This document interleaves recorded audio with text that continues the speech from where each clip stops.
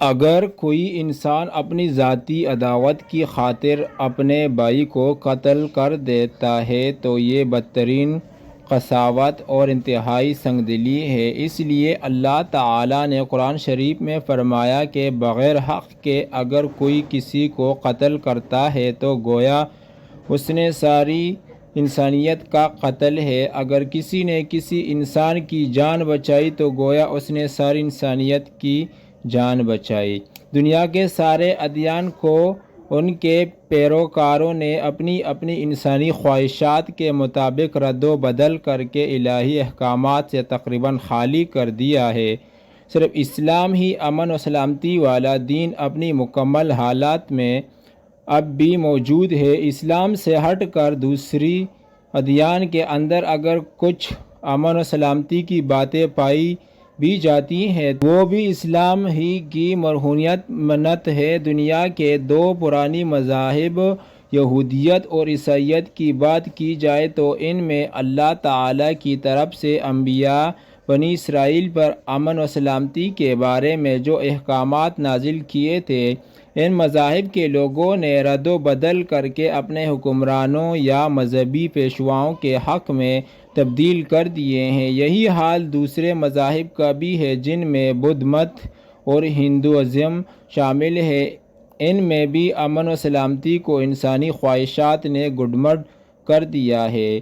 اسلام دشمنی میں ایک عرصہ سے اور خصوصی طور پر 9/11 کے بعد تو مسلمانوں کو دہشتگرد بنیاد پرست وحشی اور نہ جانے کتنے اور الزامات کا سامنا کرنا پڑ رہا ہے۔ پاکستان کا اضلاع دشمن بھارت تو اس ناجائز مہم میں سب سے آگے ہے۔ تاریخ سے معلوم ہوتا ہے کہ اپنے عروج کے دور میں 99 سالوں کے اندر اس وقت کے معلوم دنیا کے غالب حصہ پر مسلمانوں نے اسلام کی جھنڈے گاڑ دیے تھے۔ تاریخ بتاتی ہے کہ جس وقت مسلمانوں عروج پر تھے اور ان کے تلواریں دشمنوں کو کاٹ رہی تھی تو دشمنوں نے اس وقت مسلمانوں کو وحشی بنیاد پرست اور دہشت گرد نہیں کہا تھا کیونکہ اسلام اصولوں کی بنیاد پر آگے بڑھ رہا تھا۔ جب مسلمانوں کی تلواریں ان کے اپنے کرتوتوں سے زنگ آلود ہو گئی اور یہود و نصارہ پھر ان پر غالب آ گئے تو انہوں نے مسلمانوں پر ظلم کے پہاڑ توڑنے شروع کر دیے۔ اپنی دہشت گردی، وحشی پن اور خونخواری کو چھپانے کے لیے مسلمانوں کو یہ کہہ کر پکارنے لگے کہ اسلام تو تلوار کے زور سے پھیلا ہے۔ ہندو قوم کے صاحب الرائے کا گاندھی جیسے شخص نے بھی کہا تھا کہ اسلام ایسے ماحول میں پیدا ہوا جس کی فیصلہ کن طاقت پہلے بھی تلوار تھی اور آج بھی تلوار ہے۔ نہیں، ہرگز نہیں۔ اسلام انصاف اور جہاد فی سبیل اللہ کی بنیاد پر اسی فلسفہ پر عمل کر نشستہ ثانی میں داخل ہو سکتا ہے۔ اسلام نہ پہلے بنیاد پرست اور وحشی تھا اور نہ اب ہے۔ ہاں، مسلمان جب جہاد فی سبیل اللہ کے فلسفہ سے نابلند ہو گئے اور جہاد کے نام پر کچھ لوگ غلطیاں کرنے لگے تو دشمنوں کے اس بیانیہ کو تقویت ملی۔ اگر کچھ مسلمان علماء نے اس سفید جھوٹ کا جواب دیا بھی تو وہ دشمنوں سے مغلوب یا متاثر ہو کر دیا۔ مسلمان ایک زندہ جاوید مذہب کے پیروکار ہیں۔ اللہ نے خود اپنے کلام قرآن شریف کی حفاظت کا ذمہ لیا ہوا ہے تو کیوں نہ مسلمان معذرانہ رویہ کے برخلاف ڈنکے کی چوٹ پر انبیاء کی سنت پر چلتے ہوئے قرآن حدیث کے مطابق اسلام کو ایک پرامن اور سلامتی والے دین کے طور پر انسانیت کے سامنے پیش کر دے۔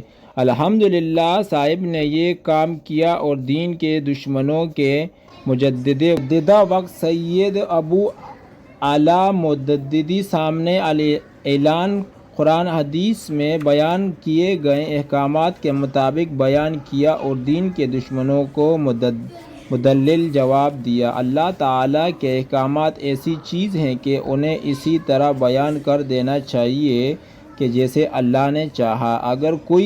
اگر کوئی مانتا ہے تو مانے، مگر یہ احکامات انسانیت کے فائدے کے لیے ہیں اور زور روشن کی طرح عیاں ہیں اور بالآخر کٹر سے کٹر انسان بھی ان کو ماننے پر مجبور ہو جاتا ہے۔ اسلام نے انسانی جان اور اس کا خون محترم قرار دیا ہے۔ اگر ایسا نہ ہو تو پھر چار آدمی کیسے مل کر رہ سکتے ہیں؟ اگر کوئی انسان اپنی ذاتی عداوت کی خاطر اپنے بھائی کو قتل کرتا ہے تو یہ بدترین قساوت اور انتہائی سنگدلی ہے۔ اس لیے اللہ تعالیٰ نے قرآن شریف میں فرمایا کہ بغیر حق کے اگر کوئی کسی کو قتل کرتا ہے تو گویا اس نے ساری انسانیت کا قتل کیا ہے۔ اگر کسی نے کسی انسان کی جان بچائی تو گویا اس نے ساری انسانیت کی جان بچائی۔ ایک دوسری جگہ قرآن میں اللہ تعالیٰ فرماتا ہے کہ وہ اس جان کو جسے اللہ نے محترم قرار دیا بغیر حق کے ہلاک نہیں کرتے۔ ایک اور جگہ اللہ تعالیٰ قرآن میں فرماتا ہے کہ کسی ایسی جان کو جسے اللہ نے محترم قرار دیا ہے ہلاک نہ کرو سوائے اس صورت کے ایسا کرنا حق کا تقاضا ہو۔ محسن انسانیت حضرت محمد صلی اللہ علیہ وآلہ وسلم کی حدیث ہے۔ بن مالک روایت کرتے ہیں، فرمایا رسول اللہ صلی اللہ علیہ وآلہ وسلم نے کہ بڑے گناہوں میں سب سے انس بڑا گناہ اللہ کے ساتھ شرک کرنا، قتل نفس اور والدین کی نافرمانی کرنا اور جھوٹ بولنا سے روایت کہ حضور نے فرمایا مومن اپنے دین کی وسعت میں حضرت ابن عمر اس وقت تک برابر رہتا ہے جب تک وہ کسی حرام خون کو نہیں بہاتا۔ یہ اس وقت کی باتیں ہیں جب عرب میں انسانی جان کی قیمت کچھ نہیں تھی۔ اس وقت کے تہذیب و شائستگی اور علم حکمت کی مرکز سلطنت روم کی بات کریں تو روم کے افسانے ایک تاریخ کے صفحات میں موجود کولوسیوم کے کمالات اور رومی امرا کے شوق میں ہزارہا انسان شمشیر زنی تماشا کی نظر ہو گئے۔ یورپ اور ایشیا کے اکثر ممالک میں مہمانوں کی تفریح کے لیے یا دوستوں کی تواضع کے لیے غلاموں کو درندوں سے بھڑوا دینا یا جانوروں کی طرح ذبح کر دینا کوئی معیوب کام نہیں تھا۔ قیدیوں اور غلاموں کو مختلف طریقوں سے عذاب دے دے کر مار ڈالنا اس عہد کا عام دستور تھا۔ جاہل و خونخوار امرا سے گزر کے بڑے بڑے حکماء و فلاسفہ تک کے اجتہادات میں انسانی جانوں کے بے قصور ہلاک کرنے کی بہت سی وحشیانہ صورتیں جائز تھیں۔ ارسطو اور افلاطون جیسے اساتذہ اخلاق ماں کو اختیار دینے میں کوئی خرابی نہ پاتے تھے کہ وہ جسم کے ایک حصہ کو الگ کر دے۔ یونان اور روما میں اسقاط حمل کو کوئی ناجائز فعل نہ تھا جیسے موجودہ دور میں یہ کام مسلم دنیا اور غیر مسلم کے نزدیک انسان کو دنیا میں زور و شور سے جاری ہے۔ حکماء رواقین خود اپنے آپ کو قتل کرنا کوئی برا کام نہیں تھا بلکہ لوگ جلسے کر کے ان میں خود کشیاں کیا کرتے تھے۔ حد ہے کہ افلاطون جیسا حکیم اسے معصیت نہیں سمجھتا تھا۔ کچھ عرصہ پہلے اخبارات میں خبر آ گئی تھی کہ یورپ کے کسی ملک میں کئی ہزار لوگوں نے زہر پی کر اجتماعی خودکشی کی تھی۔ شوہر کو اپنی بیوی کو قتل کرنا ایسا تھا کہ اپنے پالتو جانور ذبح کر دے۔ قانون یونان میں اس کی کوئی سزا نہیں تھی۔ جیورکشا کا گہوارہ ہندوستان اس سب سے برا ہوا تھا۔ جیورکشا کا گہوارہ ہندوستان اس سب سے بھرا ہوا تھا جہاں مرد کی لاش پر زندہ عورت کو جلا دینا ایک جائز فعل تھا اور مذہباً اس کی تاکید تھی۔ شودر کی جان کوئی قیمت نہیں رکھتی تھی اس لیے کہ وہ غریب برہما کے پاؤں سے پیدا ہوا ہے، اس کا خون برہمن کے لیے حلال ہے۔ وید کی آواز سن لینا شودر کے لیے اتنا بڑا گناہ تھا کہ اس کے کان میں پگھلا ہوا سیسا ڈال کر اسے مار ڈالنا صرف جائز بلکہ ضروری تھا۔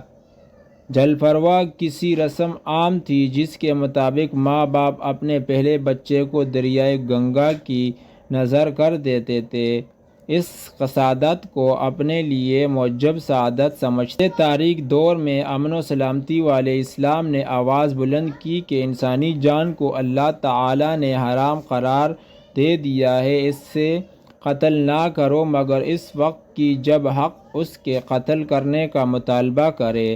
اس آواز میں ایک قوت تھی، ہندوؤں کے انحصار پر مظاہرہ کی آواز کی طرح عقل اور فطرت کی مطابقت سے محروم نہ تھی، اس لیے قرآن کی آواز کے دنیا کے گوشہ گوشہ میں پہنچی۔ اس نے انسان کو اپنی جان کی صحیح قیمت سے آگاہ کیا۔ انصاف پسند عالم اس سے انکار نہیں کر سکتے تھے کہ دنیا کے اخلاقی قوانین میں انسانی جان کی حرمت قائم کرنے کا فخر جتنا اسلام کی اس آواز کو حاصل ہے، اتنا پہاڑی کی آواز یا انصاف پر مظاہرہ کی آواز کو حاصل نہیں ہوا، کیونکہ اسلام دین فطرت اور امن و سلامتی والا دین ہے۔ جزاک اللہ خیر۔